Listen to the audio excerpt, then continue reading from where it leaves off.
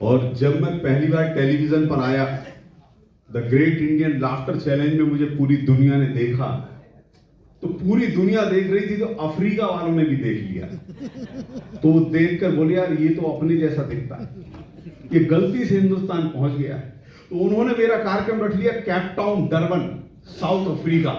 और जब मैं वहां पहुंचा तो जो आयोजक थे वो मुझे देखकर बोले, यार एक बात बताओ, आपकी आंखें देख के लग रहा आप चीनी हो, बाल देख के लग रहा नेपाली हो, कलर से अफ्रीका वाले लग रहे हो, भाषा से हिंदुस्तानी लग रहे हो, आखिर आप क्या हो? अब हम हिंदुस्तान के आदमी कभी किसी की बात को खाली नहीं जाने देते। मेरा जवाब पसंद आया तो जरूर चाहूंगा कि आपका आशीर्वाद तालियों के माध्यम से इस मंच तक पहुंचे। जैसे ही उन्होंने कहा कि आपकी आंखें चीनियों जैसी है, बाल नेपालियों जैसे, कलर अफ्रीका वालों जैसा है, भाषा हिंदुस्तानियों जैसी, आखिर आप क्या हो? मैंने कहा आपको अभी भी समझ में नहीं आया, संयुक्त राष्ट्र संघ में ही। तो ये पूरा का पूरा संयुक्त राष्ट्र संघ आपको प्रणाम करता है। और ये जो होशियारी है, ये हमें ढूंढने के लिए बाहर नहीं जाना पड़ता, ये हमें अपने घर से ही मिलनी शुरू हो जाती है।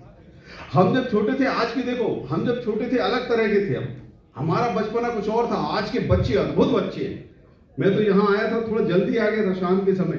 एक बच्चा बाहर बैठा था, बेंच पे बैठ के आराम से चॉकलेट खा रहा, एक झटके में 10 चॉकलेट खा गया। मैंने उसको समझाया, मैंने कहा बेटा ऐसा नहीं करते, ज्यादा मीठा खाने से इंसान जल्दी मर जाता है। बोलता है, अंकल आपको पता है मेरे दादाजी 110 साल तक जिंदा रहे थे। मैंने पूछा वो मीठा कम खाते थे? बोला नहीं, वो अपने काम से काम रखते थे।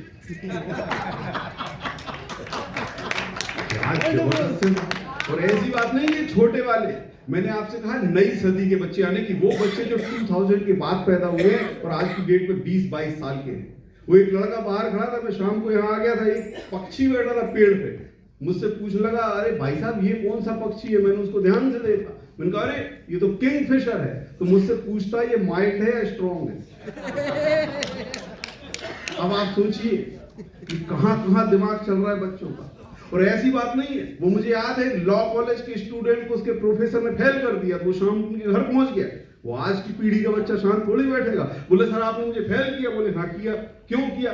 बोले भाई तुम्हारे जवाब मुझे ठीक नहीं लग रहे थे, मैंने कर दिया। बोले ऐसी बात नहीं है सर, आप मेरे छोटे छोटे 2 सवालों का जवाब दे दो तो मैं मान लूंगा कि आप बहुत इंटेलिजेंट हो, मैं बेवकूफ। बोले बताओ।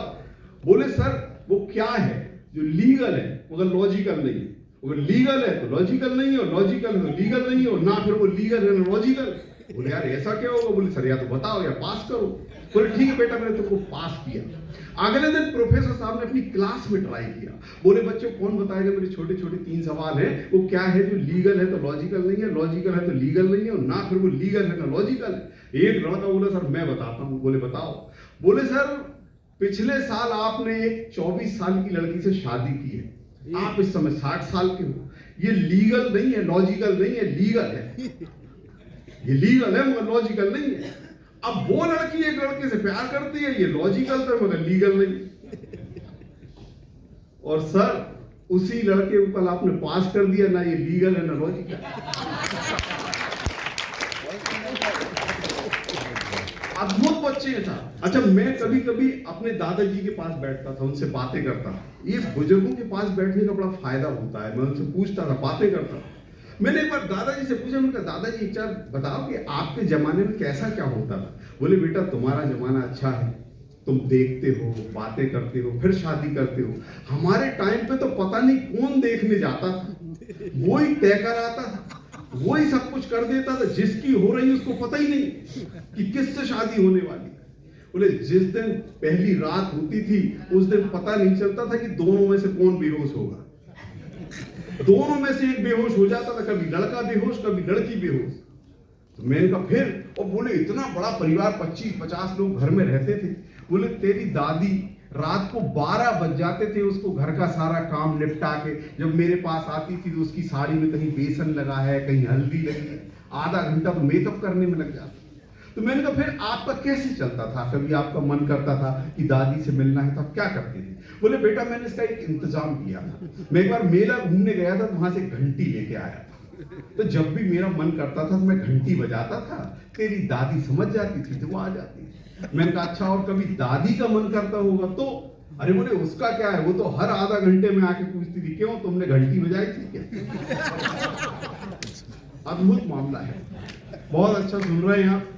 अगर तालियां बजाएं, यहाँ और भी बहुत सारे कलाकार हैं अपनी बातें करना चाहते हैं। मैं जाते जाते कुछ थोड़ी सी बात कहना चाहता हूँ, बस एक 40 सेकंड लूंगा आपका। मैं हिंदी मीडियम से पढ़ा हूँ। हमारे स्कूल में बड़ा अद्भुत माहौल होता था और जो उस समय हम पढ़ते थे तो हमको बड़ा सहज लगता था। वही चीज हमारे आज इतनी काम आ रही व्यावसायिक दृष्टि से। जो मैं चूंकि एक मंचीय कलाकार हूँ, हास्य के प्रोग्राम करता हूँ, शूटिंग करता हूँ, तो वहां पर जब हिंदी बोलते हैं तो हमें बड़ी सहजता हो जाती है उससे।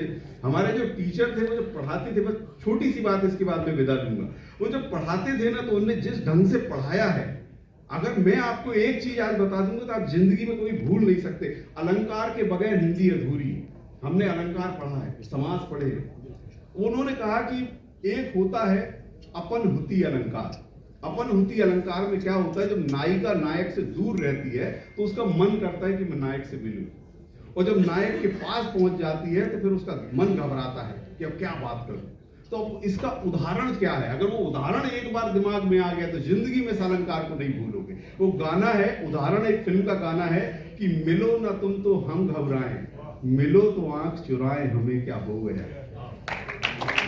तो जब शिक्षक भी इस ढंग से किसी को पढ़ाते हैं तो वो बच्चे जिंदगी में कभी इस चीज को भूलते नहीं है। तो बहुत बहुत धन्यवाद, आपने इतना प्यार दिया, इतना आशीर्वाद दिया, तालियां बजाकर।